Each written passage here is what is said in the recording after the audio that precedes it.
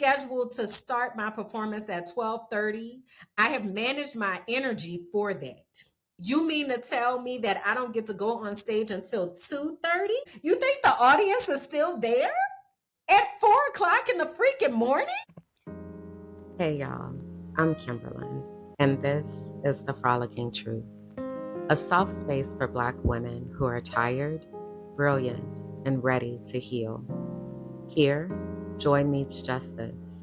We calm our Black-ass nervous systems, we unmask, and we leave behind whatever that is trying to kill us. You're seen here, you're safe here, and you don't have to do this alone.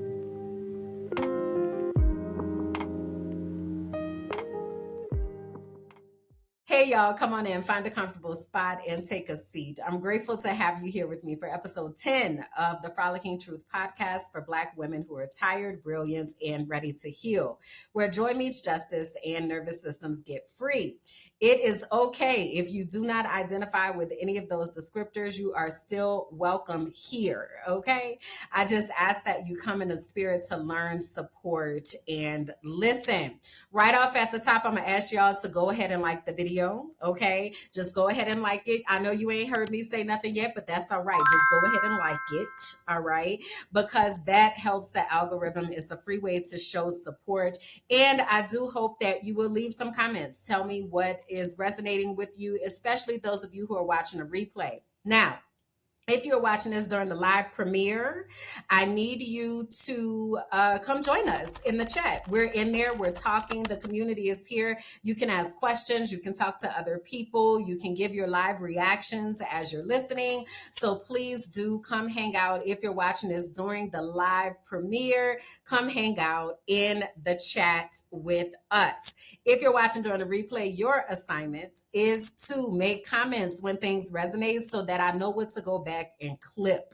Okay, that helps me. That helps me a lot. I told y'all I had some things I wanted to say. I have some unpopular opinions that I want to share about some things.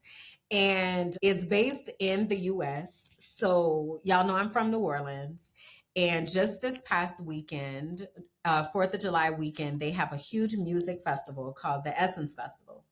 And the Essence Festival is sponsored by a magazine called Essence Magazine, and it's one of the oldest Black magazine publications in the US. There were a few. There's Essence, Ebony, Jet. So these were some of the Black magazines where we as Black people were able to see ourselves growing up. They highlighted our stories, all of that.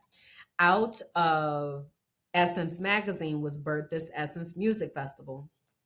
And the Essence Fest has been happening since forever, like since I was a kid. I want to say this is like the 30th year, maybe, that it has been happening.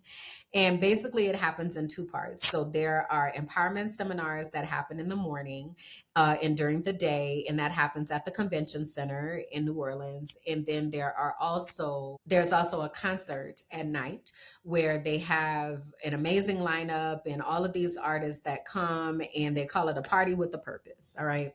So Essence Fest happened this past week. And in full transparency, the last time that I went to Essence was in 2022.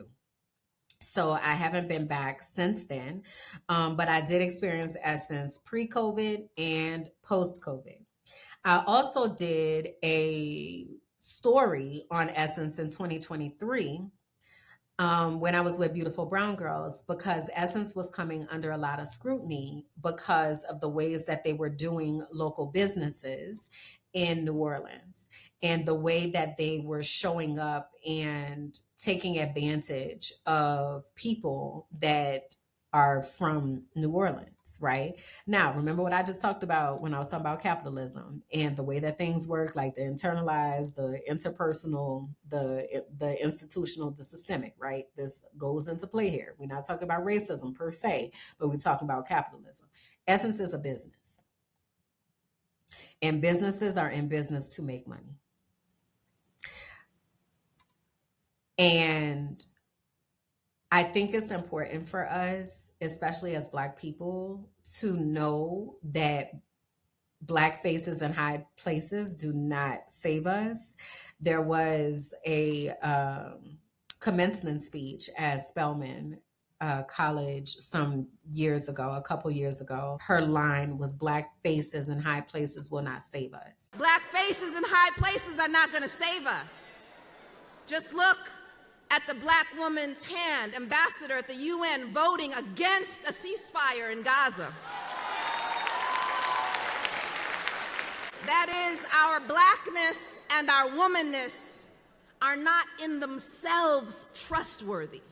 If we allow ourselves to be conscripted into positions of power that maintain the oppressive status quo, our blackness and womanness are not themselves trustworthy if we support the occupation of black neighborhoods with so-called better trained police, or remain silent about the genocide of oppressed peoples around the world funded by our tax dollars. What kind of sister ancestors are we going to be? Successful and compliant, or purposeful and courageous? That is, we are our descendants' wildest dreams. Each of us has the privilege and responsibility of answering that for ourselves, honestly and joyously. I think it's important for us to understand that, because a lot of times we think just because an organization is Black, that it is always going to have our best interest at heart. So I want to say that. But I also want to say that Essence has had a change in leadership over the past few years, and their CEO, her name is Caroline Wanga, Wanga. There's been a lot of scrutiny about the way that she has led Essence and the things that she has done, the decisions that have been made. Now, I will say in all fairness that she was not present for this year's Essence Fest because she was on leave. Apparently, she has written a book and she is out touring for her book. Caroline also used to be at Target, interestingly enough.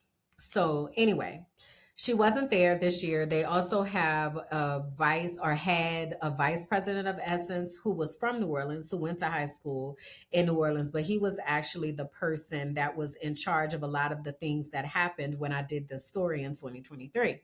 So he's not there anymore. So I don't know who's in charge. Okay. So I just said all that to say I'm talking to Essence at large. Okay.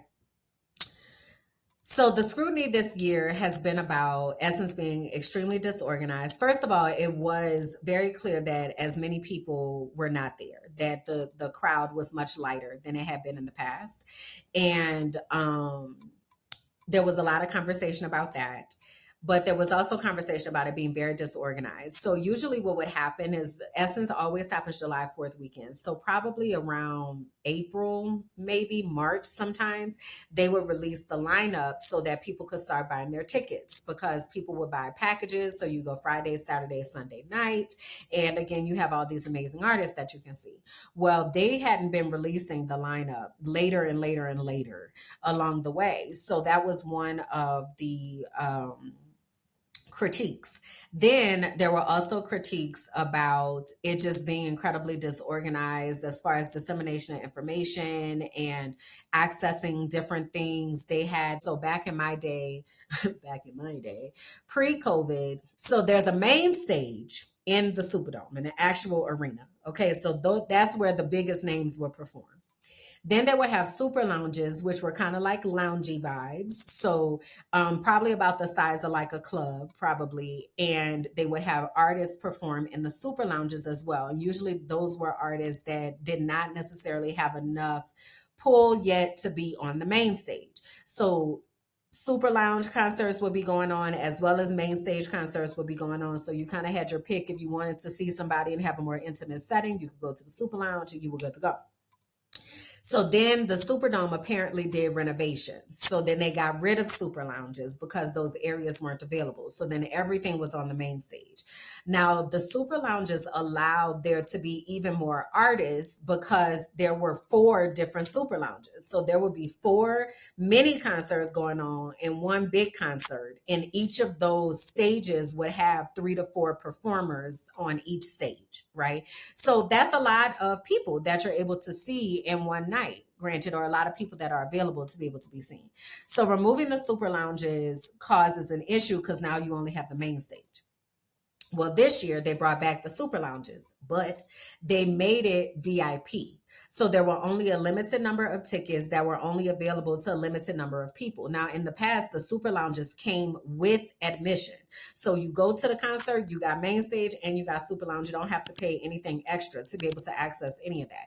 Now, super lounges were charged. So Essence honored that they messed that up. They put out a post and they were like, our bad. We messed up on the super lounge tip. We're going to try to do better next time.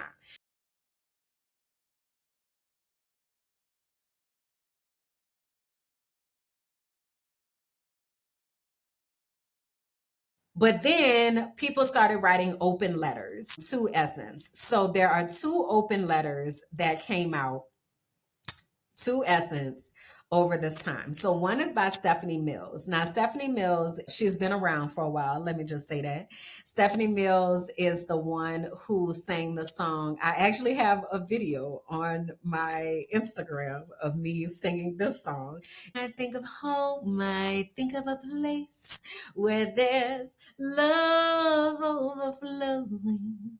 I wish I was home. I wish I was back there with the things I've been knowing. So anyway, that's Stephanie Mills. And so she performed at Essence Fest. And she wrote an open letter because this is the thing that happened. Lauryn Hill was there as well. And the night that Lauryn Hill performed, she did not get on stage until 2:30 in the a.m. She was supposed to go on stage at 12:30 a.m., but she did not get on stage till 2:30 in the a.m. And so her set went until 3:30 in the morning. Lauryn Hill is finally addressing her embarrassing moment at Essence Fest over the weekend, as well as critics saying she's always late to her performances. Now, of course, this all stems from reports of Hill performing at Essence festivals over the weekend, where the event allegedly ran nearly 2 hours behind, meaning Hill didn't take to the stage well into the morning around 2:30 a.m. Now, after media headlines began running stories playing into the narrative, on their Instagram, Essence would go on to share images of Lauryn Hill's performance with a caption that read, "Family is family, and around here we protect our own no matter what people have to say. Let's be very clear, we don't play about Miss Lauryn Hill. Not for clicks, not for headlines. She arrived on schedule, stepped on that stage, and delivered the kind of performance only a legend can. The delay, not hers. We will take that. The moment, one for the books. The legacy, still unmatched. Put some respect on her name, keep the takes, but keep her out of them. All love and deep, profound admiration for Miss Lauryn Hill." Now, just after Essence would release that statement, Hill would follow that up with her own on Instagram. "Thank you, Essence, for clarifying that the delays were not my fault. Family, let me address a few things. I am involved in every aspect of what it takes to put on my shows because it requires that much involvement to protect the integrity of my message and the quality of what I do. And for this reason, I rehearse and arrange the music diligently with my band. I am involved in every aspect of design, preparation, and production of my shows, while also being a parent, grandparent, and steward to my immediate family and community. While some get to focus on a single discipline or category, my role requires that I have eyes everywhere and contribute to most, if not every, department and more. I do this without complaint because it is truly a labor of love and great passion for me to be able to perform meaningful music for my audience. There seems to be a misconception out there, though, that I am somewhere on the Riviera with my feet up, drink in hand, showing up to concerts whenever because I'm too important to care. That's nonsense, and anyone who's been a part of these productions knows that, in fact, the opposite is true. Those of us who are still out here grinding to present an alternative to the divisive, to the shallow, to the controlled, and to the intentionally limiting narrative of our representation do what it takes to do so.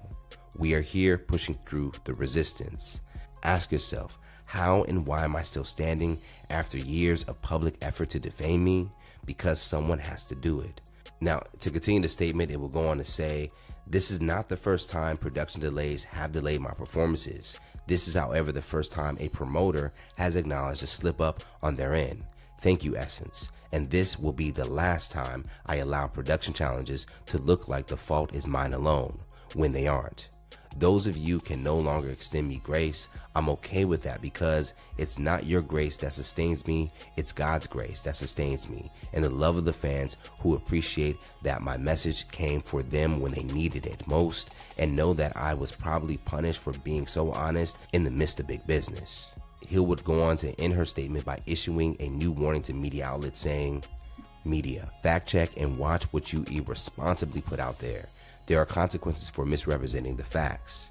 Despite the late start, I appreciate those who stayed and rocked with us. Family, always remember, what the enemy means for evil, God will return around for good. Respectfully, MLH. Let me tell you what ain't never supposed to happen is for no concert to go from 4 to 4 a.m. And mind you, Essence starts at 7 p.m. The concert, the first artist starts at 7 p.m. And the last artist to get off stage at 4 a.m. is you crazy. Is you crazy? So that had happened, right? And that's what was happening behind the scenes. Well, Lauryn Hill, people always want to like be on that same old trope that she was late and she didn't show up and all this. So now people talk about Lauryn Hill like, oh, she's being late again. This ain't got nothing to do with her being late. This is about Essence not being organized. So Stephanie Mills, the R&B diva, okay, performed on the last night, and that was Sunday. So in her letter, I'm looking at it here. She said, I'm writing to share my feedback following my performance at this year's Essence Festival. She began adding that while she was appreciative of the platform, her performance was marred by significant production issues that negatively impacting both my performance and the artist's experience as a whole. She continued, the challenges I encountered were multifaceted and, in my view, indicative of broader organizational shortcomings. The scheduling and time management were severely lacking, creating a chaotic and stressful environment backstage. This disorganization cascaded onto the stage, impacting the flow of the event and ultimately diminishing the quality of the performances. She insisted that technical issues were persistent, adding this lack of technical preparedness is unacceptable for an event of Essence Festival's caliber and prestige. She later added that the overall level of professionalism fell far short of the standards I expect from such a highly regarded festival. So that was just snippets from her letter that she wrote. I told her I will fall asleep at 11. You understand me? I'm out of here. There is no way. My social battery is done. Right. But because the concert be lasting so long, a lot of times people don't wind up coming until like 10 or 11. So they take a nap and then they come at like 10 or 11 because, for instance, they want to see Lauryn Hill. She's supposed to go on stage at 12:30. Right. But she's not coming out till 2:30. I want you to think about how unfair this is to artists who are at work. The artists that come at 7 p.m., nobody is there because the people that buy out the floor are companies, and companies give out those tickets. Again, because people want to see certain people, they not coming fresh off at the beginning. So the floor is very empty. So you're standing in a stadium where there's nobody on the floor, and the closest people are the people that are in the stands, and you can't even see them. Number one. Number two, if I'm scheduled to start my performance at 12:30, I have managed my energy for that. You mean to tell me that I don't get to go on stage until 2:30? And people are not the audience. You think the audience is still there at 4 o'clock in the freaking morning? Come on, y'all. We got to do better than this, right? So Stephanie Mills wrote the letter. Then there was a Master P. Now, mind you, I grew up in the days of Master P. You hear me? No Limit Records, No Limit Soldier. I thought I told you. No Limit Soldier. I thought I told you. I am very much a Master P fan. Okay, so Master P, apparently this was his retirement party from the way that people done explained it, that he bringing out all of these people that were and were not affiliated with him throughout his career as a music artist. Okay, and one of the people that people were looking for was a rapper named Mia X.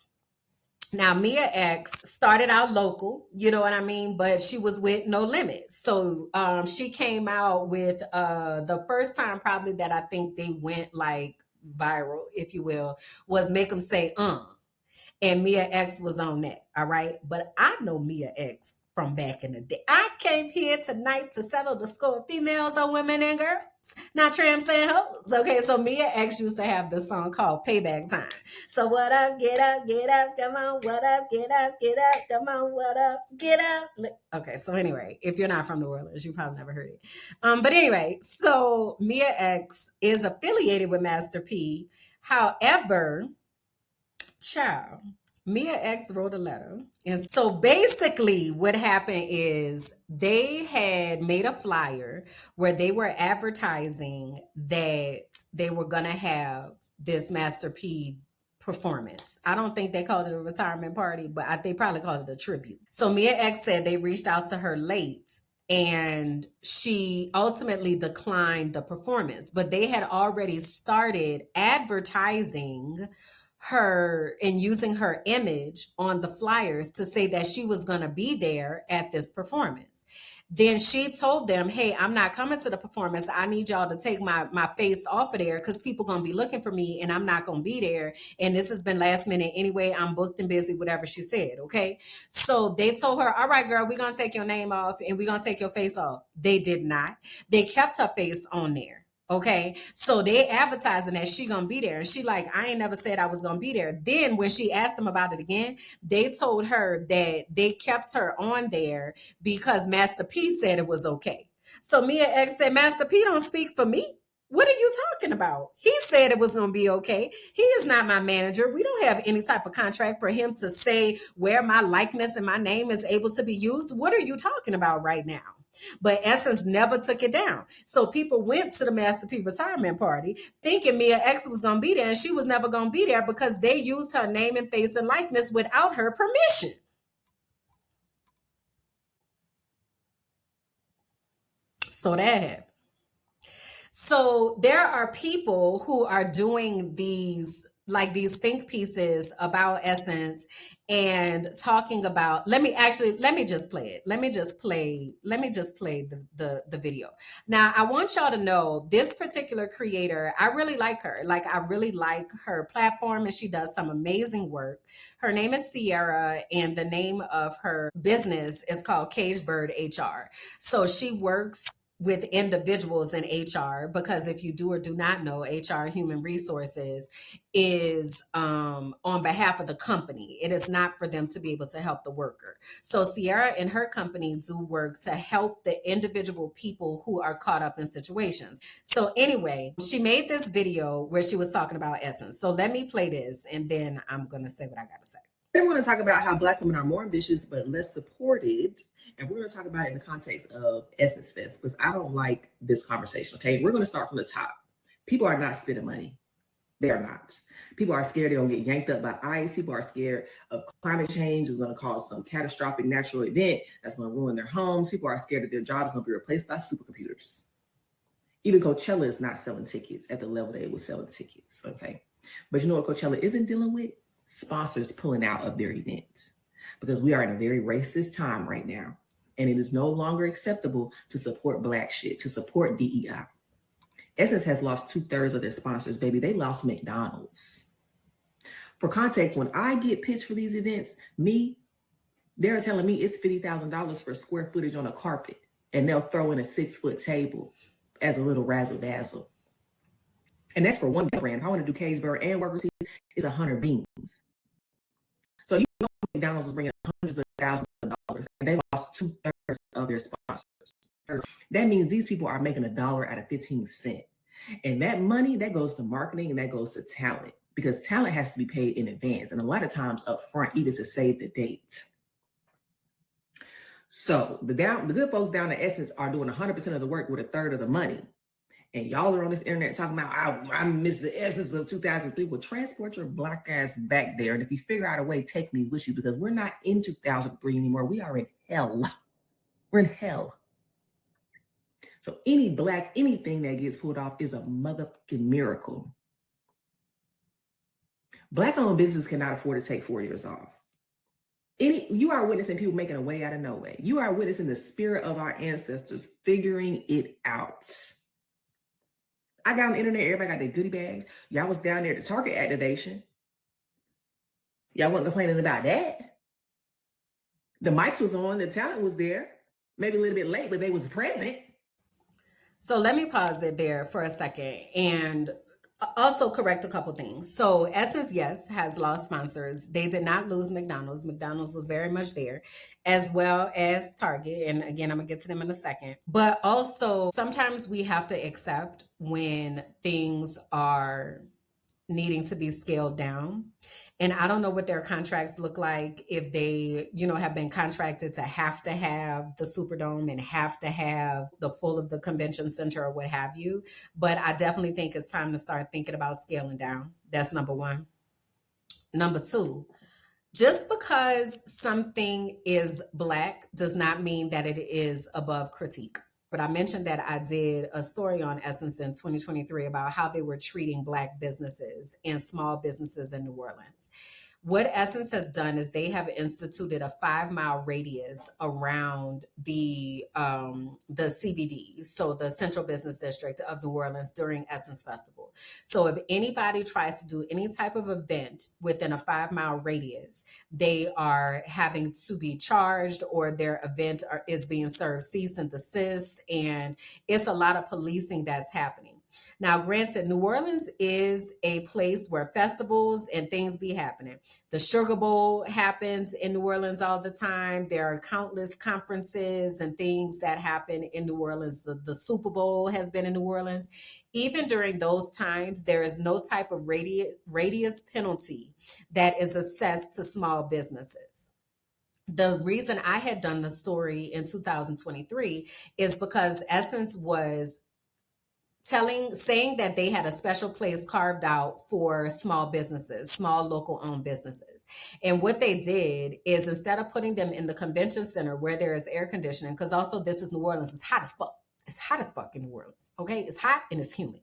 So instead of them giving them a place in the convention center, because there was a discounted table rate, because you just heard Sierra say it is like $50,000 to be able to get a space on the carpet, right? So it's really, really expensive to be a vendor at Essence. So they had this reduced rate to be able to support local businesses. But what they did is they put them outside.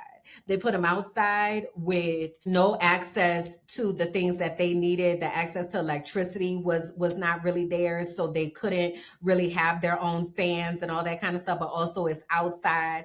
They didn't have appropriate signage for people to be able to know that they were there. They didn't have clear directions for people to know how to find them. It was very much an afterthought, like, damn, here type of situation.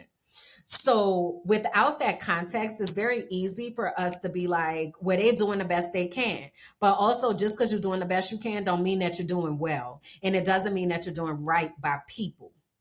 And what is happening is they are not doing right by people.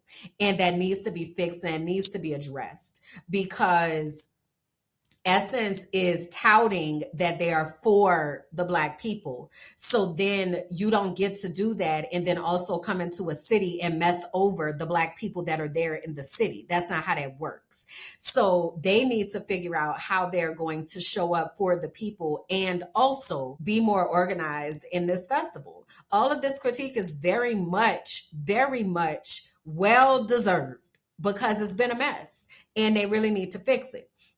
What if the thing you've always called too much was the exact thing God designed on purpose? This is for the ones who've always known they were different.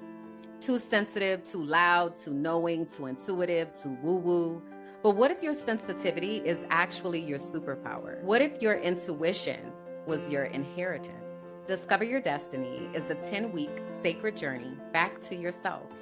We explore the design of your soul, your spiritual gifts, and the unique way that God speaks to you. This isn't church. It's not a rule book. It's not a performance.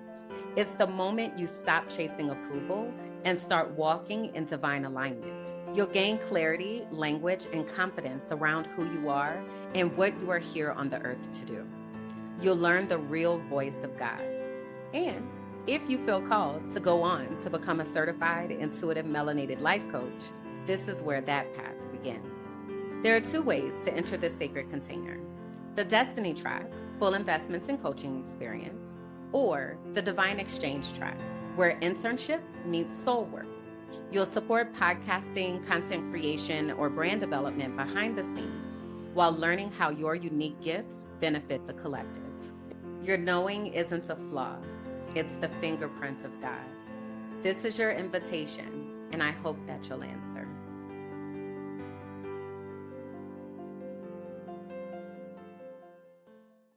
So the other thing that people was talking about was Target, and that Target was there. Now, Target is one of Essence's biggest sponsors. And again, there is a boycott of Target right now in the Black community. So they were talking about Target. But then the conversation became, well, first of all, Target has been doing a lot. And I'm about to get a video about that in a second. But Target showed up in pink, and their signature color is red, right? So they showed up in pink.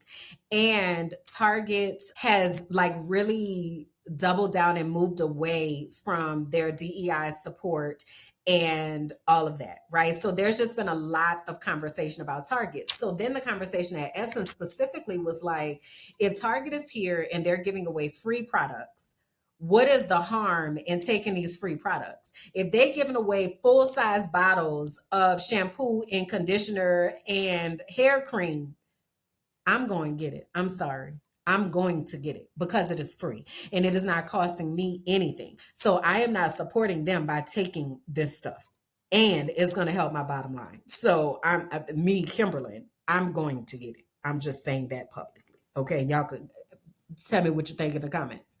But the other thing that I think we really have to, again, think critically about when it comes to Target is about the strategy that Target has been using. Now, I will say Target has completely clusterfucked things now. I don't know how they come back from what they have done, but I do want to shed a little bit of light on what I believe that Target was attempting to do and what the communication is that we got from people that were actually affiliated with Target. So this is a video by Sakita Holly. She is a PR strategist. She's also somebody that I had on Beautiful Brown Girls before.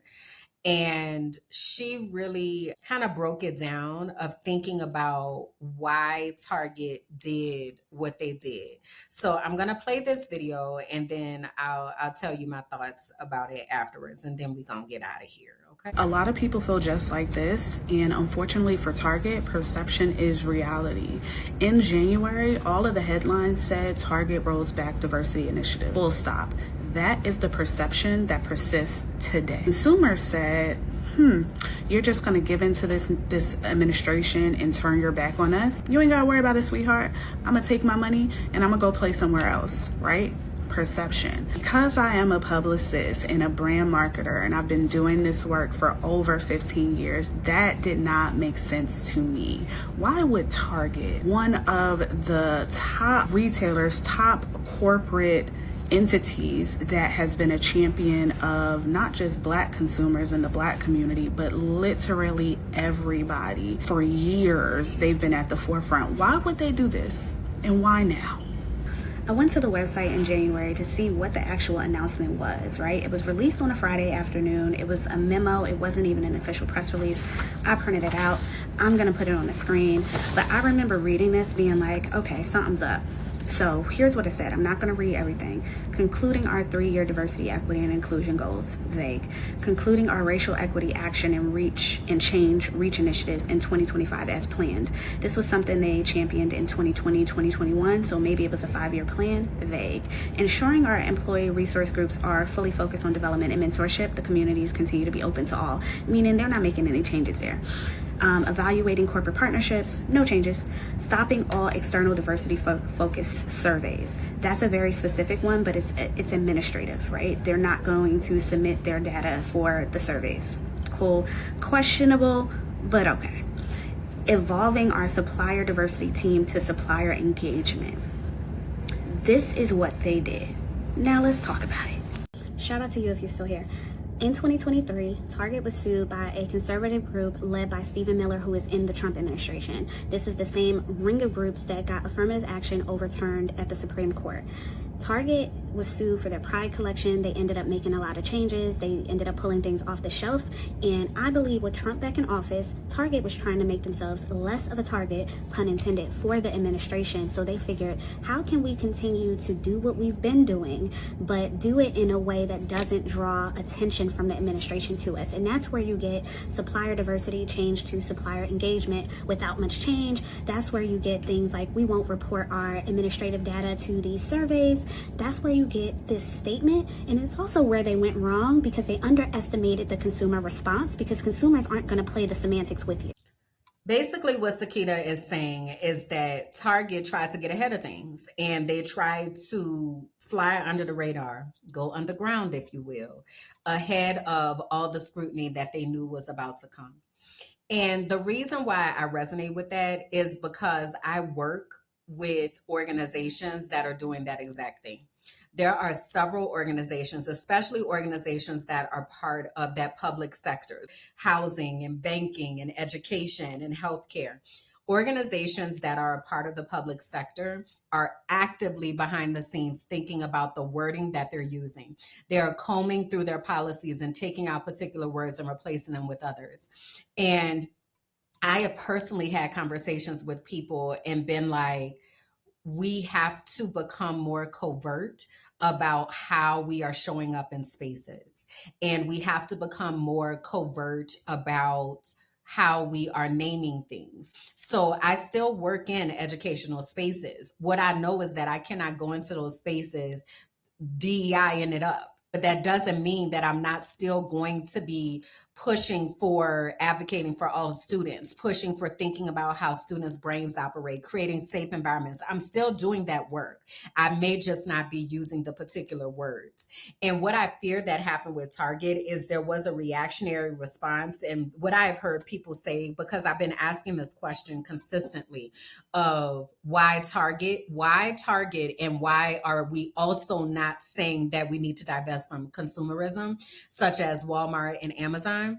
And people say things like, well, Target, was the company that was supposed to show up for us, and they had made all these promises, and they had did this and all that. And I get that. And also, it doesn't mean that they stopped. So I think it's important for us to ask good questions to understand what is actually happening behind the scenes. Because if we are going to survive, and first of all, somebody had me, I think it was in Sierra's video, and she was like, the next 4 years, this is going to be longer than 4 years. I also need us to accept that this is going to be much longer than a 4-year situation. There is not going to be another presidential election in 4 years. If there is, it is going to be rigged just like this one was. Okay, so go ahead on and mark my words. Today is July 9th, 2025. There is not going to be another election. Okay. So anyway, if we're going to survive this, then we have to really understand how to work within the system. So that means that if I have to go underground or I have to go covert to be able to ensure that I'm still able to show up for the demographic that I'm committed to, then I may have to make adjustments on the outside that cover me so that I continue in the backstage doing what needs to be done. Now, I've heard people say things like, well, we want support out loud. Are y'all not reading the room? Do y'all not see what is happening? And people are citing companies like Ben & Jerry's and Delta Airlines, which they also just had a situation the other day. Costco, they're citing companies like that, which is fair. Okay, but also I want y'all to see how those companies are shifting too, because I promise you they are. Because the way that this organization, this administration, this regime is taxing people and weaponizing federal funds and like all of that, there are consequences for people standing up and saying, I'm gonna do this out loud. But that doesn't mean that they aren't doing things behind the scenes. We need both, is my point. We need both. We need people that are able to stand up and say, fuck you in your face.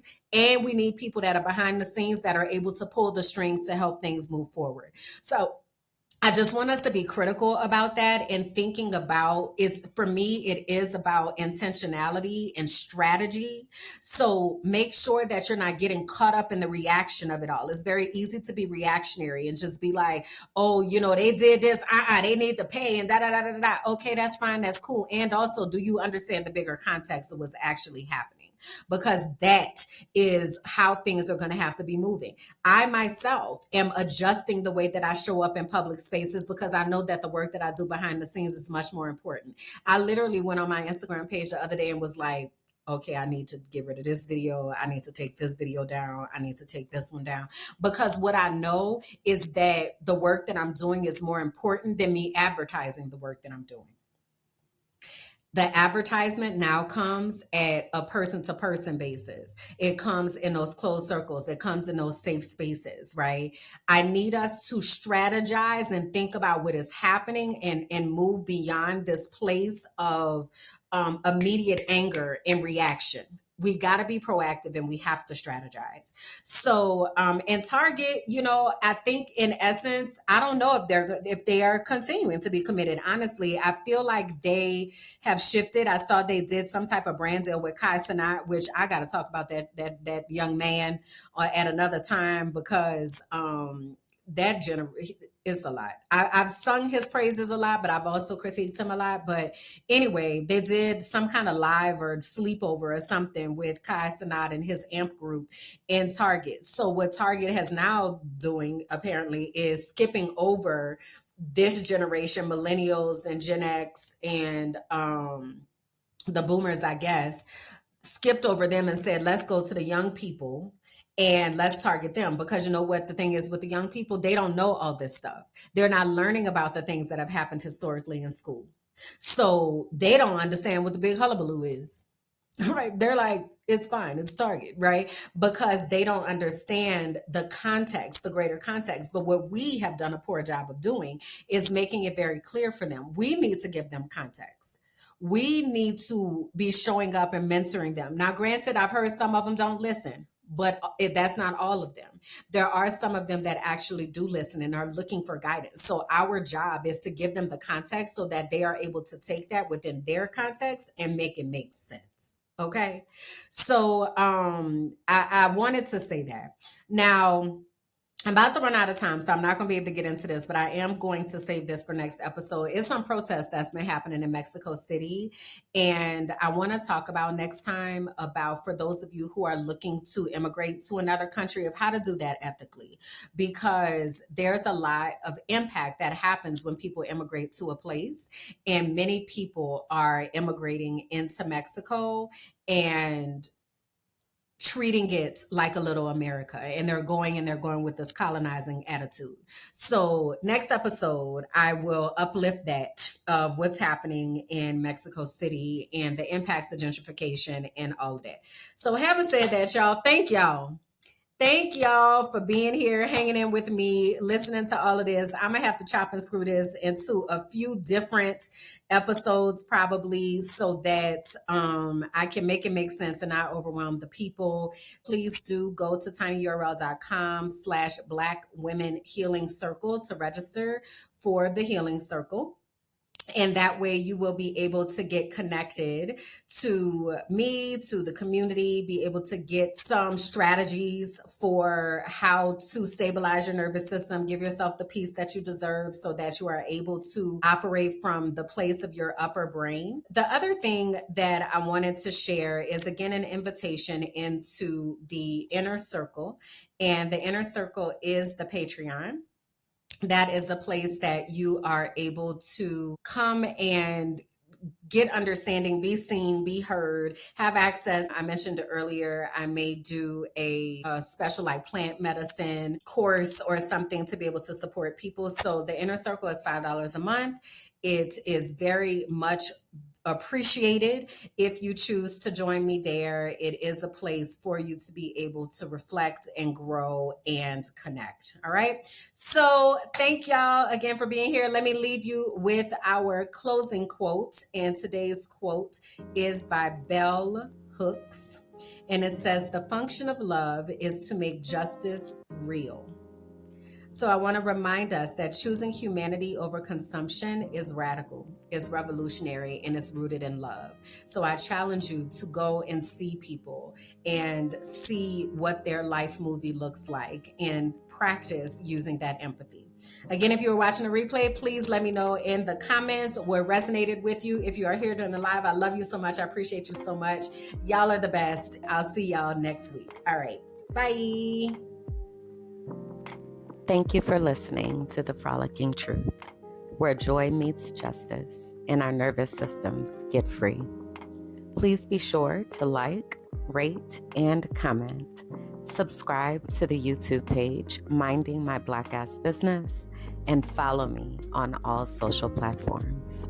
Until next time, bye.